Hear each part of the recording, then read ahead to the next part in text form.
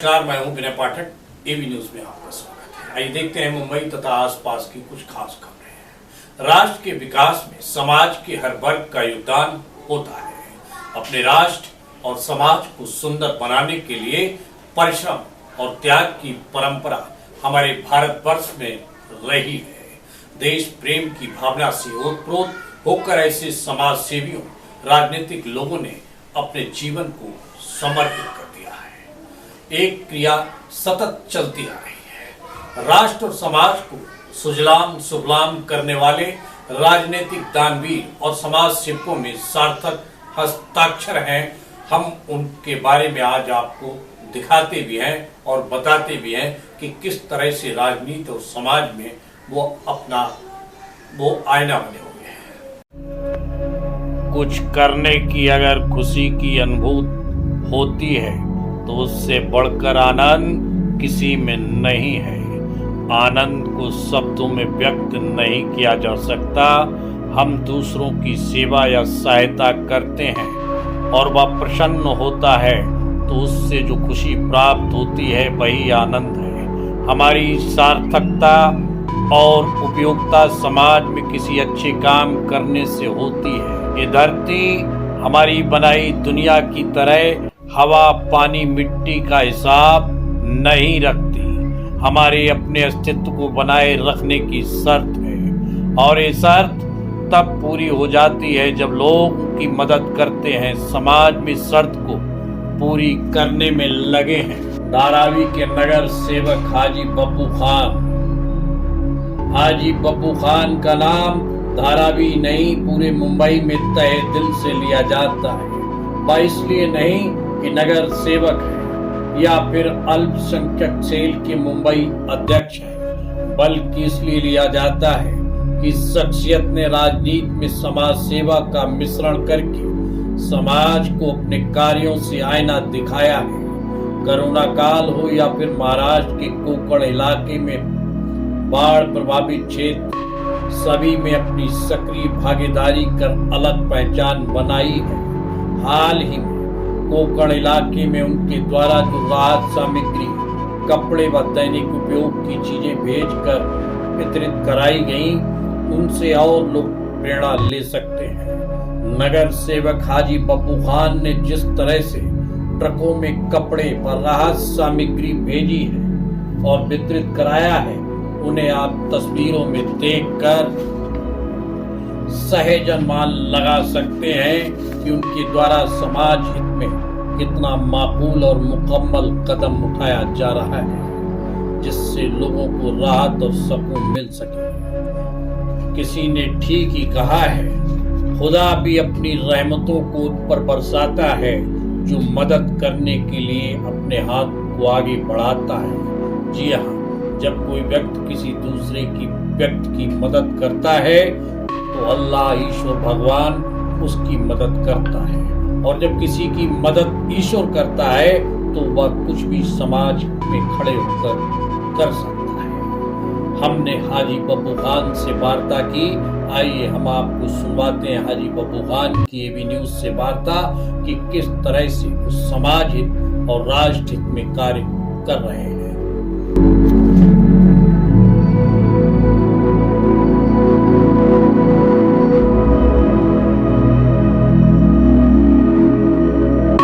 वर्तमान समय में बाढ़ की आपदा आई महाराष्ट्र के अंदर, कि क्या भेजा आपने और किस तरह से उसको मैनेज किया था? कैसा है कि पिछले दिनों महाराष्ट्र में ख़ास करके कोकण के इलाके में एक बहुत बड़ा सैलाब आया और बड़े गांव-गांव में एक बड़ी परेशानी खड़ी हुई है और काफ़ी लोग परेशान हैं। और मैं नहीं बल्कि पूरे देश के लोगों ने कोकण के लोगों की मदद किया। और ख़ास करके मुंबई एक ऐसा जगह है जहाँ पे लोग हमेशा कहीं पर भी अगर कोई परेशानी आती है तो सबसे पहले अगर कोई खड़ा होता है तो वो मुंबई के लोग रहते हैं। ऐसा ही एक माहौल अभी हुआ और मुंबई के लोगों ने ख़ास करके मुंबई कांग्रेस की तरफ से 2 करोड़ का एक बड़ा राहत सामग्री पूरा वहाँ भेजा गया।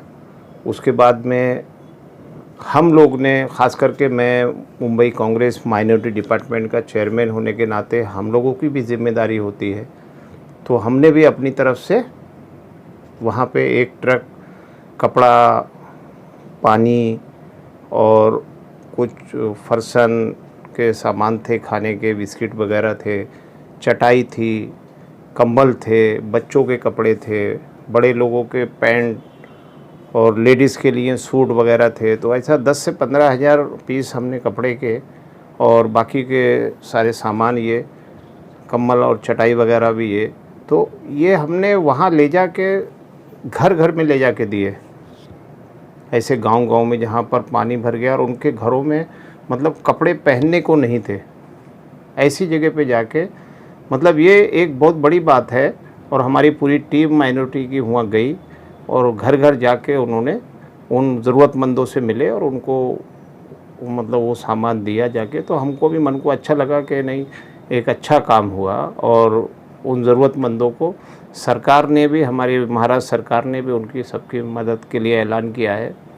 और उम्मीद करते हैं कि लोगों ने जिस तरीके से उनकी मदद किया है, ये परेशानी दूर हो जाएगी। परिवेश में कोरोना काल संकट टला नहीं है। लसीकरण शिविर, कोविड-19 का जो टीका है, उसके लिए हाजी बाबू खान ने क्या किया है? कैसा है कि पिछले जब कोरोना का स्टार्ट हुआ था तो धारावी एक ऐसी जगह एक बन गया था कि एक सेंटर बना था, पूरे मुंबई नहीं बल्कि पूरे हिंदुस्तान की एक बिल्कुल ऐसी जगह बन गई थी धारावी कि इसको लोग हॉट स्पॉट बोलते थे। और यहाँ तक कि WHO तक वो मैटर पहुँच गया था कि वहाँ तक खबर गई कि मतलब मुंबई शहर के अंदर अगर कोई जगह धारावी है तो वहाँ सबसे ज़्यादा कोरोना के पेशेंट आ रहे हैं। तो लोगों को खौफ हो गया था। और ऐसे हालात में भी ख़ास करके हमारे धारावीकर और हमारे मुंबई कांग्रेस के जो लोग हैं वो, और ख़ास करके धारावी कांग्रेस के मैं बोलना चाहूँगा, मैं हमारे इलाके के MLA और महाराष्ट्र राज्य की शिक्षा मंत्री वर्षाताई गायकवाड़ ने जिस तरीके से निडर बन के और एक बहादुरी के साथ एक महिला ने जो घर से निकल के और लोगों के बीच में आके पूरे कोरोना काल में जिस तरीके का काम किया है, मैं उनको सलाम करता हूं, उनके जज्बे को सलाम करता हूं। क्योंकि धारावी के लोगों के लिए उस टाइम पे जो जो लोग बाहर निकले हैं, उन सारे लोगों को मैं सलाम करता हूं। क्योंकि उस दौर में लोग अपने परिवार के लोगों से दूर भागते थे। किसी के घर का अगर कोई व्यक्ति, कोई शख्स इंतकाल कर जाता था तो लोग उसकी मैयत के पास नहीं जाते थे, यहाँ तक कि कांदा देने को तैयार नहीं थे। ऐसे दौर में अगर लोग अपनी जान पे हथेली में रख के अगर धारावी में बाहर निकले और उन सारे लोगों की और धारावीकरों की जो मेहनत थी, उससे बहुत जल्द कोरोना ख़त्म हुआ। और यहाँ पर जिस तरीके से महानगर पालिका और महाराष्ट्र राज्य के जो गाइडलाइंस के साथ और उनके अधिकारियों ने जिस तरीके से मेहनत किया, हम लोग भी उनके साथ लगे रहे और उसका रिज़ल्ट यह है कि एक दिन धारावी ज़ीरो हो गया, धारावी में कोरोना। और आज सब जगह पे कुछ ना कुछ तकलीफ़ रहती है, लेकिन धारावी बिल्कुल शांत है। और उसके बाद में जैसा कि आपने बोला कि वैक्सीन के बारे में, तो मैं आपको बता दूं कि धारावी में अगर कहीं किसी वार्ड के अंदर एक बड़ा वैक्सीनेशन सेंटर बना है तो वो मेरे वार्ड में है। वार्ड नंबर 184 में ट्रानिस्कैम म्यूनिसिपल स्कूल में एक बड़ा वैक्सीनेशन सेंटर महानगर पालिका की तरफ से खोला गया है। उसके अलावा जो मेरे वार्ड का में सिटी बैंक और जसलोक हॉस्पिटल, उनकी तरफ से 1 लाख वैक्सीन धारावीकरों के लिए आया है और वो आज 1 हफ्ते से कंटिन्यू चालू है। उसका हमारी मैडम वर्षाताई गायकवाड़ ने भी उसका विज़िट किया। उसके दूसरे दिन आदित्य ठाकरे जी ने भी उसका विज़िट किया और एक बड़ी कामयाबी है उन सारे लोगों के लिए जिन लोगों ने ये अरेंजमेंट किया। ख़ास करके मैं धन्यवाद बोलना चाहूँगा कि महानगर पालिका का कि उनके माध्यम से इस वैक्सीनेशन सेंटर को धारावी में बनाया गया। रोज़ का वहाँ पे 1000 से 1500 लोगों को वैक्सीन दिया जा रहा है। ये एक बड़ी बात है। जिस तरीके का आज वैक्सीनेशन जो धारावी में हो रहा है, और धारावी रोग का जो जिस तरीके से ध्यान रखा जा रहा है, जो पहले बीमारी में जो लोग फंसे थे, जो लोग परेशानियां जो देखी हैं, उसको देखते हुए जिस तरीके से लोगों ने जो धारावी रोग की मदद की है, मुझे ऐसा लगता है कि आने वाले दिनों में धारावी में एक एक आदमी को वैक्सीन बड़ी जल्दी हो जाएगा और हमेशा के लिए कोरोना मुक्त धारावी बन जाएगा। आपके माध्यम से मैं लोगों को बताना चाहूँगा कि सारे लोग बेखौफ होके बग़ैर किसी शंका के वैक्सीन ले सकते हैं। हमारे देश की बनी हुई वैक्सीन जो है वो एक अच्छी वैक्सीन है। पूरे वर्ल्ड में जितनी भी वैक्सीन आई है उससे हमारे देश की वैक्सीन को उससे कहीं कम ना समझें और हमारे लोगों को फ़ायदा है। कई सर्वे ऐसे आ चुके हैं कि जहाँ जहाँ वैक्सीन लोगों ने ली है उसका उनको फ़ायदा हो रहा है। और आप लोग को भी सबको वैक्सीन लेना है और जितना जल्दी हो सके आप लोग वैक्सीन ले लो, क्योंकि आने वाले दिनों में इस वैक्सीन के वजह से आपको ट्रेन का सफ़र है, प्लेन का सफ़र है, बहुत सारी परेशानियां आपको आएंगी। इससे बेहतर है कि आप अभी से तैयारी करो। और जिसको भी ख़ास करके वार्ड नंबर 184 के लोगों को मैं मैसेज देना चाहूँगा कि अगर वैक्सीन लेने में किसी को कुछ तकलीफ़ आती है तो मेरे ऑफिस में आओ, मैं ऑफिशियली आपकी मदद करूँगा और आपको बगैर किसी लाइन के आपको वैक्सीन लगाया जाएगा। मैं वहाँ पर आपके लिए कोई ना कोई अरेंजमेंट करूँगा। किसी भी परेशानी का कोई भी ऐसा रास्ता नहीं होगा कि आपको कोई परेशानी हो, आप आसानी के साथ वैक्सीन लगा सकते हैं। आपके लिए, सबके लिए ये एक मेरी तरफ से एक वर्क मैं आपके लिए करने को तैयार हूँ। वर्तमान समय में जब बरसाताई गायकवाड़ जी का बात आई तो कहीं ना कहीं उस शख्सियत से लोगों को प्रेरणा लेनी चाहिए कि जिस बहादुरी के साथ वो मैदान में उतरी। आपकी ख़ास करके आप लोगों की जानकारी के लिए बता दूं कि मैडम वर्षाताई गायकवाड़ किसी तारुफ की मोहताज नहीं है, क्योंकि 40 साल से उनका परिवार धारावी और धारावी रोग की सेवा करते आ रहे हैं सारे लोग। और ये एक ऐसी फैमिली है कि बग़ैर किसी बदनामी के 40-50 साल का सफ़र धारावी जैसे इलाके में किया है। ये मैं बोलता हूँ कि समझो मैं पूरे हिंदुस्तान की पॉलिटिक्स में अगर कोई इतना बेदाग साफ़ सुथरी पॉलिटिक्स अगर कहीं हुई है तो इस गायकवाड़ फैमिली की तरफ से हुई है। मैं इन सारे लोगों का बहुत आदर करता हूँ और आपको बताना चाहूँगा कि इनके हमेशा के जो भी काम रहते हैं ये लोग निडर और लोगों का प्यार अपने दिल में रख के चलते हैं। इसके लिए यहाँ उनके लिए हमेशा कामयाबी रहती है।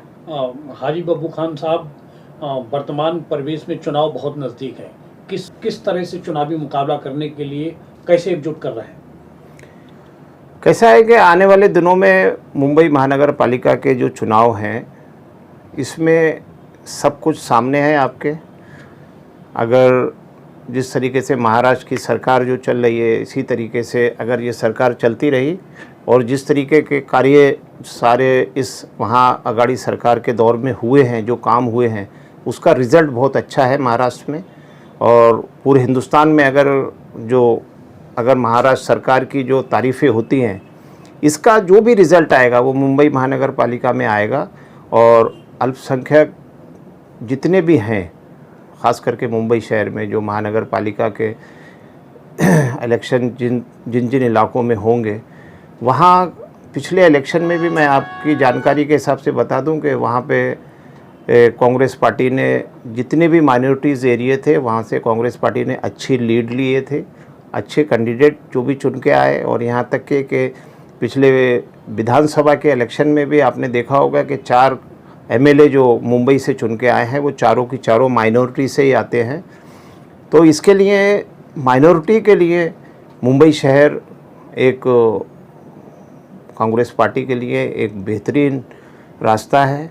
और इस रास्ते में जहाँ जहाँ भी जो भी रुकावटें आएंगी, मैं कांग्रेस पार्टी और हमारे राष्ट्रीय चेयरमैन इमरान प्रताप गोरी साहब जो अभी 28 तारीख को मुंबई आ रहे हैं, हम सारे लोग उनका खैर मकदम करेंगे और आने वाले इस महानगर पालिका के चुनाव के लिए भी एक रणनीति तैयार करेंगे।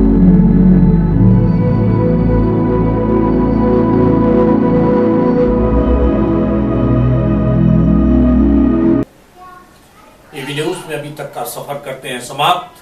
विनय पाठक को दीजिए इजाजत। फिर मिलते हैं नई खबर, नए सफर के साथ। चलते चलते गुजारिश, विनती, अनुरोध, यदि आप हमसे जुड़ा रहना चाहते हैं, एबी न्यूज में खबरों का सफरनामा करते हैं समाप्त। विनय पाठक को दीजिए इजाजत। हम फिर मिलते हैं नई खबरों नए सफर के साथ। लेकिन चलते चलते गुजारिश, विनती, अनुरोध, यदि आप हमसे जुड़े रहना चाहते हैं तो हमारी स्क्रीन पर दिखाए जा रहे नंबर पर सीधे संपर्क कर सकते हैं। साथ ही हमारे चैनल को लाइक, शेयर, सब्सक्राइब करना ना भूलिए। धन्यवाद।